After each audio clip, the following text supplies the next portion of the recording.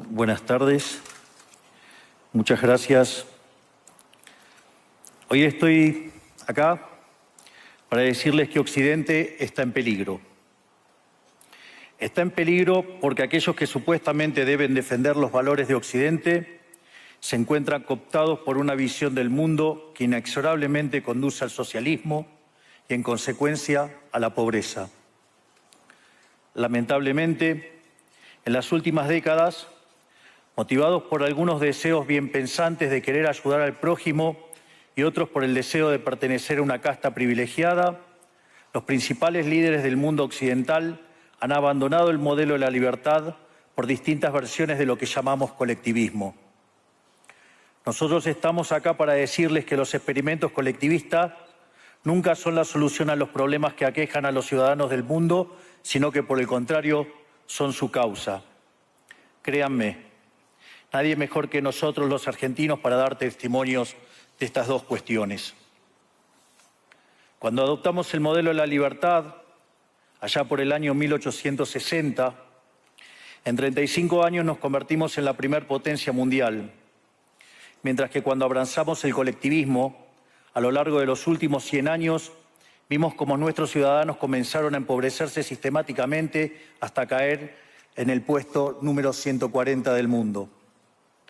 Pero antes de poder dar esta discusión, sería importante que primero viéramos los datos que sustentan por qué el capitalismo de libre empresa no solo es un sistema posible para terminar con la pobreza del mundo, sino que es el único sistema moralmente deseable para lograrlo. Si consideramos la historia del progreso económico, podemos ver cómo desde el año 0 hasta el año 1800 aproximadamente, el PBI per cápita del mundo prácticamente se mantuvo constante durante todo el periodo de referencia.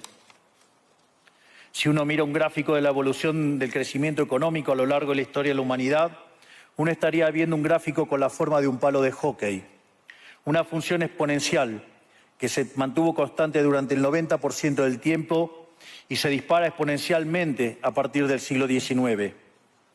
La única excepción a esta historia de estancamiento se dio a finales del siglo XV con el descubrimiento de América. Pero salvando esta excepción, a lo largo de todo el periodo entre el año 0 y el año 1800, el PBI per cápita a nivel global se mantuvo estancado.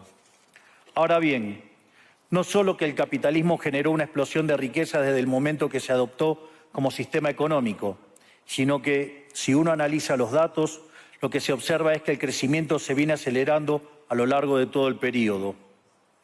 Durante todo el periodo comprendido entre el año 0 y el 1800, la tasa de crecimiento del PBI per cápita se mantuvo estable en torno al 0,02% anual, es decir, prácticamente sin crecimiento.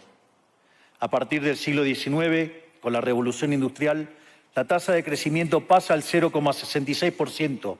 A ese ritmo, para duplicar el PBI per cápita, se necesitarían crecer durante 107 años. Ahora bien, si observamos el periodo entre 1900 y 1950, la tasa de crecimiento se acelera al 1,66% anual. Ya no necesitamos 107 años para duplicar el PBI per cápita, sino 66. Y si tomamos el periodo comprendido entre 1950 y el año 2000, vemos que la tasa de crecimiento fue de 2,1% anual, lo que derivaría en que en solo 33 años podríamos duplicar el PBI per cápita del mundo. Esta tendencia, lejos de detenerse, se mantiene viva aún hoy. Si tomamos el periodo entre el año 2000 y el 2023, la tasa de crecimiento volvió a acelerar el 3% anual, lo que implica que podríamos duplicar nuestro PBI per cápita en el mundo en tan solo 23 años. Ahora bien, cuando se estudia el PBI per cápita desde el año 1800 al día de hoy, lo que se observa es que luego de la revolución industrial, el PBI per cápita mundial se multiplicó por más de 15 veces, generando una explosión de riqueza que sacó de la pobreza al 90% de la población mundial. No debemos olvidar nunca que para el año 1800, cerca del 95% de la población mundial vivía en la pobreza más extrema, mientras que ese número cayó al 5% para el año 2020, previo a la pandemia. La conclusión es obvia. Lejos de ser la causa de nuestros problemas, el capitalismo de libre empresa como sistema económico es la única herramienta que tenemos para terminar con el hambre, la pobreza y la indigencia a lo largo y a lo ancho de todo el planeta.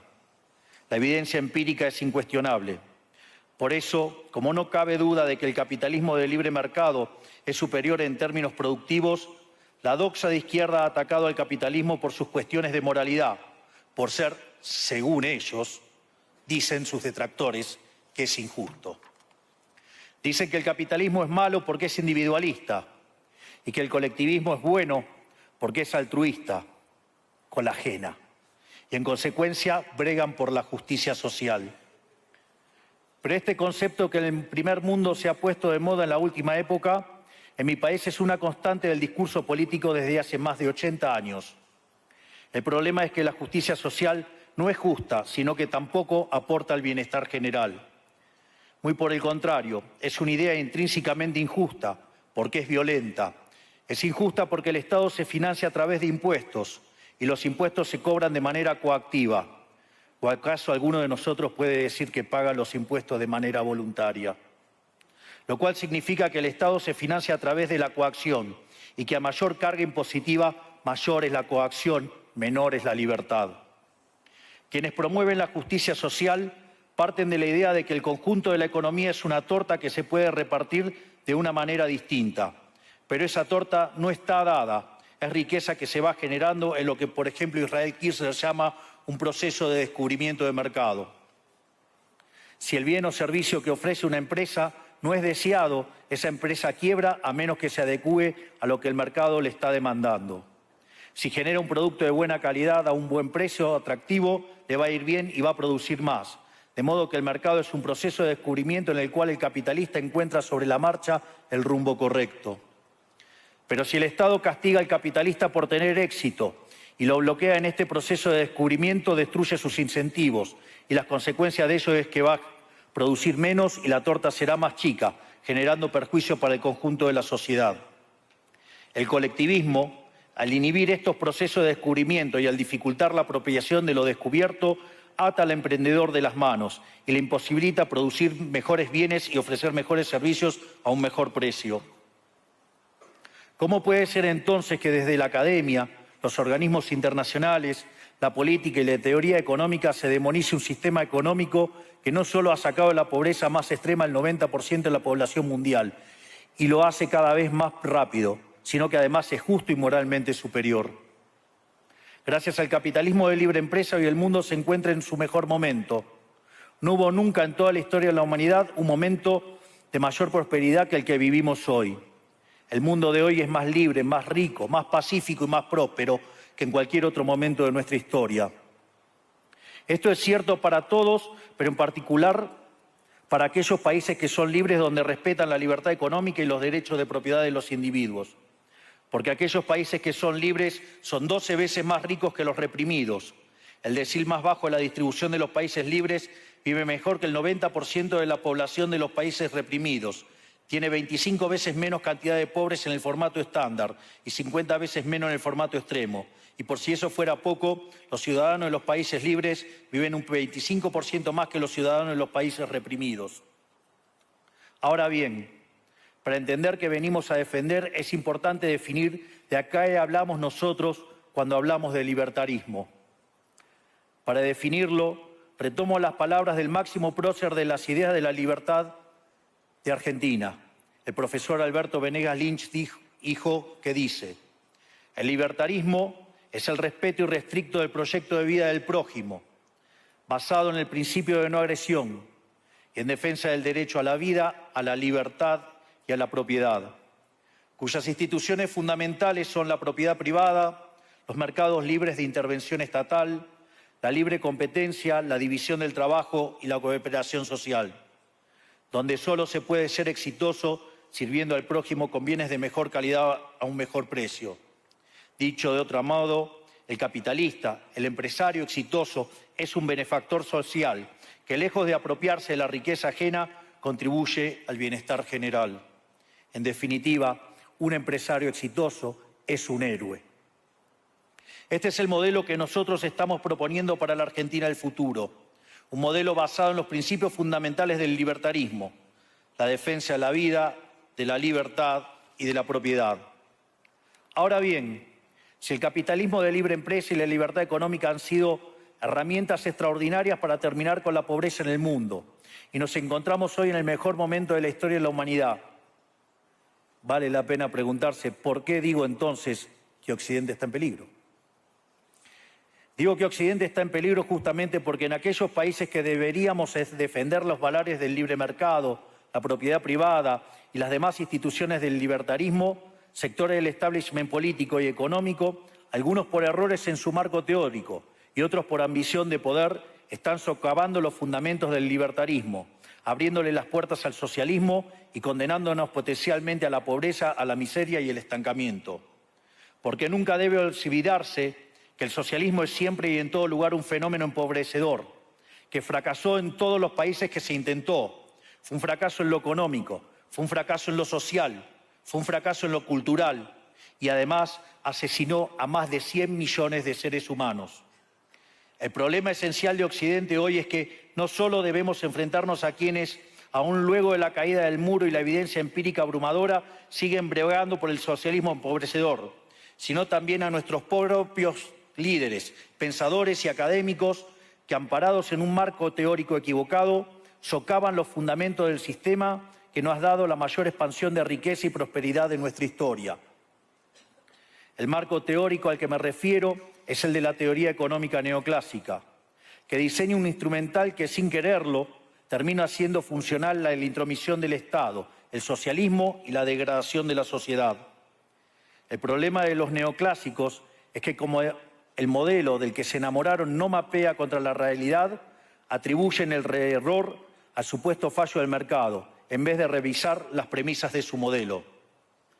Sobre pretexto de un supuesto fallo de mercado, se introducen regulaciones que lo único que generan es distorsiones en el sistema de precios que impiden el cálculo económico y, en consecuencia, el ahorro, la inversión y el crecimiento.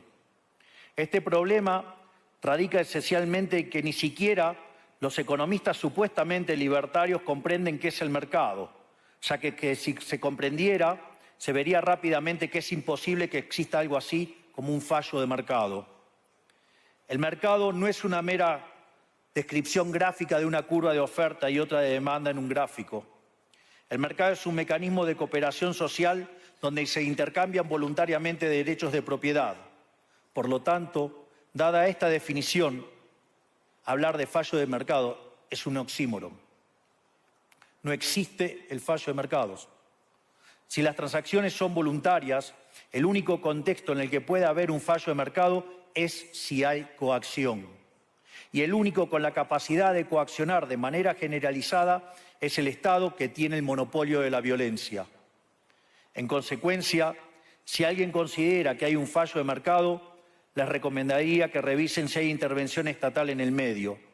Y si encuentran que no hay intervención estatal en el medio, les sugiero que hagan de nuevo el análisis porque definitivamente está mal. Los fallos de mercado no existen.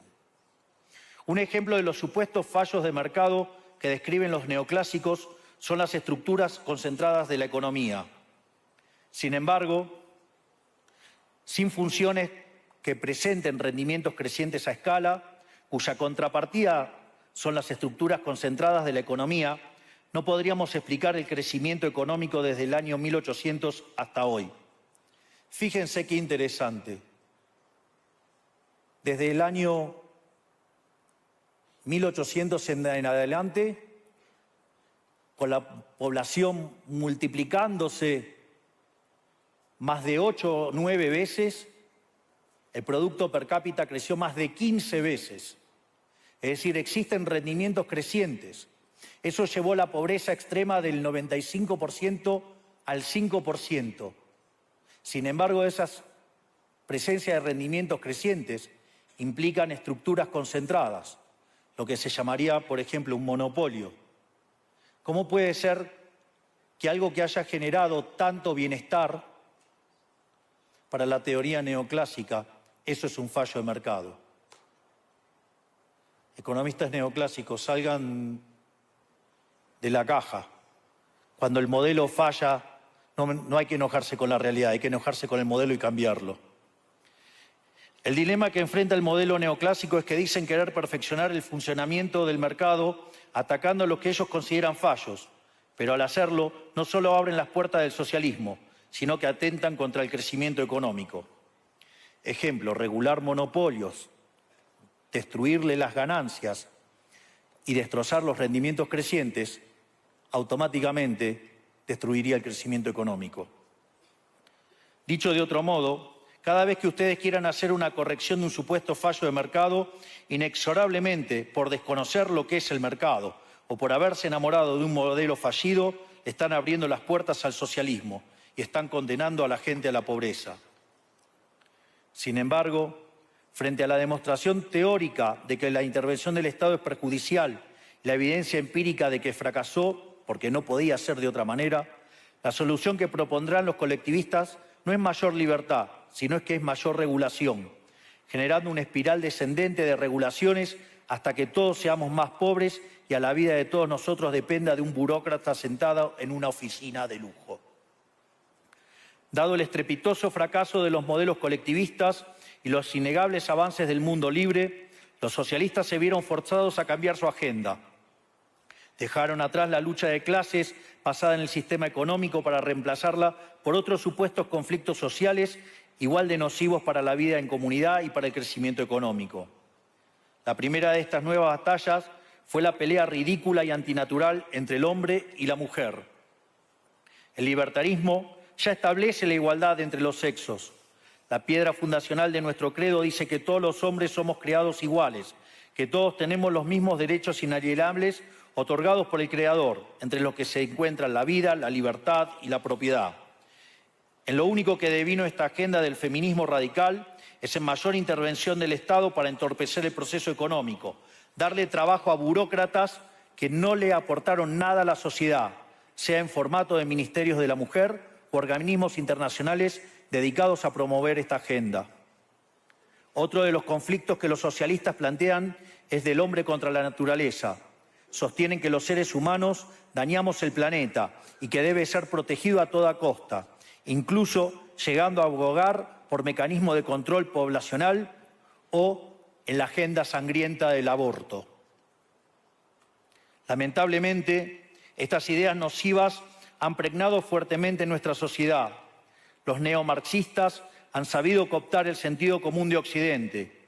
Lograron esto gracias a la apropiación de los medios de comunicación, de la cultura, de las universidades y sí, también de los organismos internacionales. Este último caso es el más grave, tal vez, porque se trata de instituciones que tienen enorme influencia en las decisiones políticas y económicas de los países que integran esos organismos multilaterales.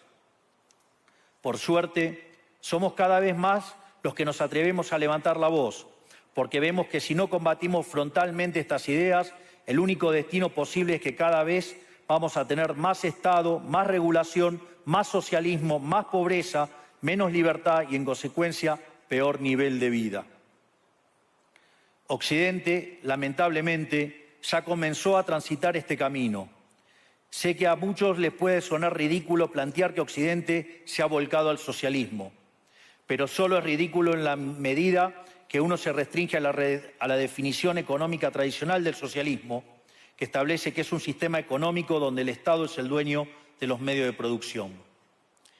Esta definición debería ser, desde mi punto de vista, actualizada a las circunstancias presentes. Hoy los Estados no necesitan controlar directamente los medios de producción para controlar cada aspecto de la vida de los individuos. Con herramientas como la emisión monetaria, el endeudamiento, los subsidios, el control de la tasa de interés, los controles de precios y las regulaciones para corregir los supuestos fallos de mercado pueden controlar los destinos de millones de seres humanos. Así es como llegamos al punto en el que, con distintos nombres o formas, buenas partes de las ofertas políticas generalmente aceptadas en la mayoría de los países de Occidente son variantes colectivistas. Ya sea que se declamen abiertamente comunistas, fascistas, nazis, socialistas, socialdemócratas, nacionalsocialistas, demócratas cristianos, keynesianos, neokeynesianos, progresistas, populistas, nacionalistas o globalistas. En el fondo, no hay diferencias sustantivas. Todos sostienen que el Estado debe dirigir todos los aspectos de la vida de los individuos. Todas definen un modelo contrario al que llevó a la humanidad al progreso más espectacular de su historia. Nosotros venimos hoy aquí a invitar a los demás países de Occidente a que retomemos el camino de la prosperidad. La libertad económica, el gobierno limitado y el respeto irrestricto de la propiedad privada son elementos esenciales para el crecimiento económico. Este fenómeno de empobrecimiento que produce el colectivismo no es una fantasía, ni tampoco fatalismo. Es una realidad que los argentinos conocemos muy bien desde hace por lo menos 100 años. Porque ya lo vivimos, ya pasamos por esto, porque como dije antes, desde que decidimos abandonar el modelo de la libertad que nos había hecho ricos, estamos atrapados en una espiral descendente en donde cada día somos más pobres. Esto es, ya lo vivimos nosotros y estamos acá para alertarlos acerca de lo que puede pasar si los países de Occidente, que se hicieron ricos con el modelo de la libertad, continúan por este camino de servidumbre.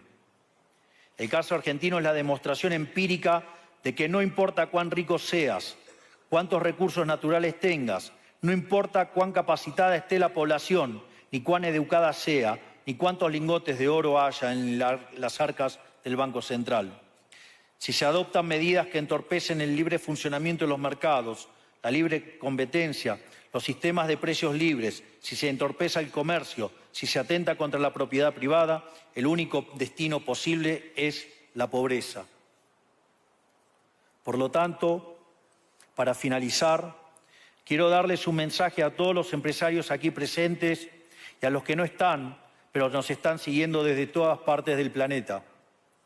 No se dejen amedrentar ni por la casta política ni por los parásitos que viven del Estado.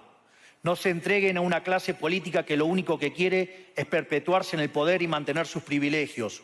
Ustedes son benefactores sociales, ustedes son héroes, ustedes son los creadores del periodo de prosperidad más extraordinario que jamás hayamos vivido. Que nadie les diga que su ambición es inmoral. Si ustedes ganan dinero es porque ofrecen un mejor producto a un mejor precio, contribuyendo de esa manera al bienestar general. No cedan al avance del Estado. El Estado no es la solución. El Estado es el problema mismo. Ustedes son los verdaderos protagonistas de esta historia y sepan que a partir de hoy cuentan con Argentina como un aliado incondicional. Muchísimas gracias y ¡viva la libertad, carajo!